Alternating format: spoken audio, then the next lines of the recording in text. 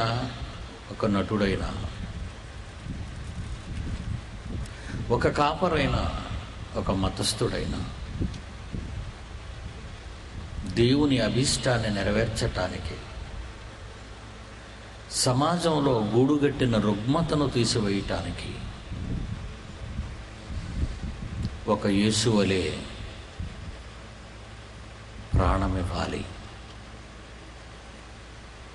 నవసమాజ నిర్మాణాన్ని మాటలతో కాక బ్రతుకులో చూపించిన వాడే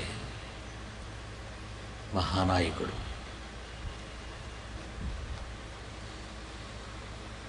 ప్రియమైన పిల్లలారా,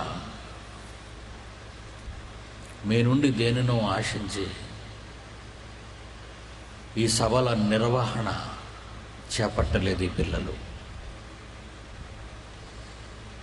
జరుగుతున్న ఘోరాతి ఘోరమైన నరబలి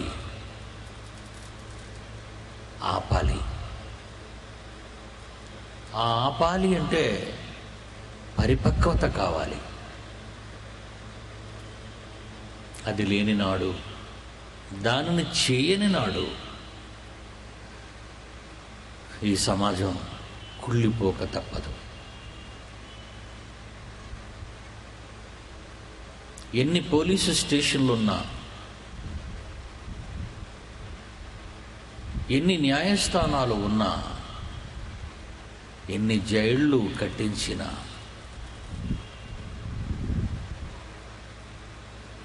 ఎంత సైన్యం ఉన్నా మనుషులు పక్షుల్లా రాలిపోతారు. ఎందుకంటే పరిపక్వత లేని నాడు, మనిషి మారని నాడు చట్టంగానే, తుపాకీ గొట్టంగానే మార్పును తేలేదు. అలా తేవాలనుకునే ఎన్నో విప్లవాలు కాలగర్భంలో కలిసిపోయాయని చరిత్ర చెప్పింది. స్క్రీన్ మీద చూశారు మీరు, ప్రభాకరన్ పిల్లై, పెద్ద పులి.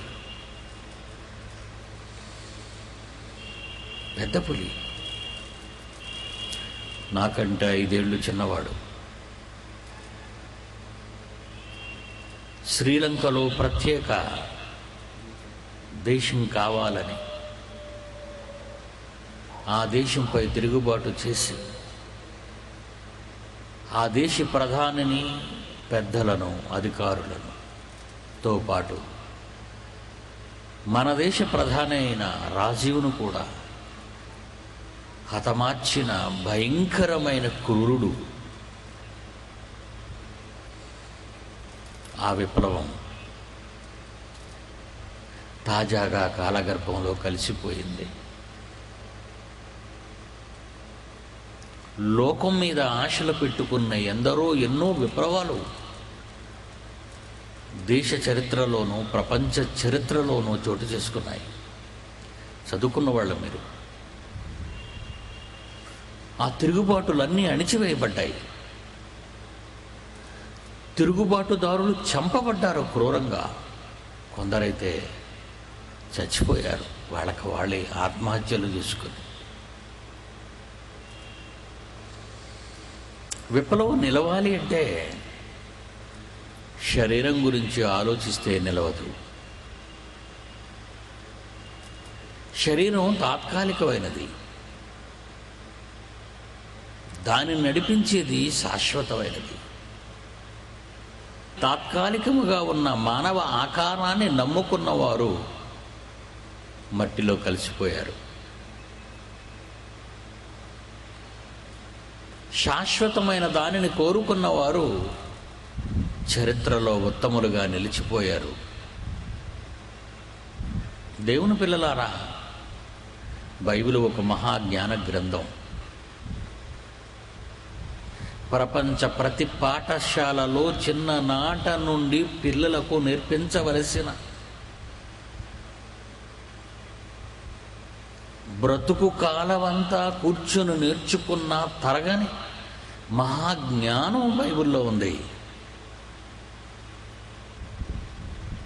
ఇది విదేశీ మత పుస్తకం అని మన దేశంతో పాటు ఎన్నో దేశాలు చెప్పుకున్నాయి. కడకు అమెరికా లాంటి దేశం కూడా అర్థం కాక బైబిల్ పిల్లల పాఠ్యపుస్తకాల్లో నుంచి తొలగించారు.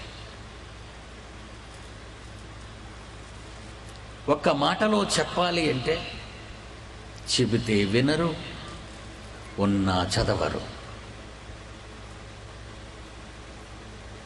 ఇలా ఆలోచించని మానవాళి ఈరోజు ఎలా ఉంది నేను మీకు చెప్పనవసరం లేదు, మీకు తెలుసు. రక్తపు మరకలు లేని దేశం ప్రపంచ పటంలో కనిపించదు. పోరాటాలు, కుల, వర్గ, ప్రాంతీయ, దేశ ఎన్ని పోరాటాలు! ఇవన్నీ ఎందుకు జరుగుతున్నాయి? జరిగిన వాటిని ఎలా నివారించగలము, ఎలా అణిచివేయాలని ప్రభుత్వాలు ఆలోచిస్తున్నాయి. నో, అది కాదు వైద్యం. అది కాదు వైద్యం. ఆ వేరు ఎక్కడ మొలిచింది, ఎందుకు మొలిచింది, ఎలా మొలిచింది అని ఆలోచించి భవిష్యత్తు తరాలలో ఆ చేదు వేరులు ఉండకుండా మూలాలతో సైతం బయటకు లాగే ప్రయత్నమే Bible open university India international వారు చేస్తున్న తపస్సు, గొప్ప కార్యం.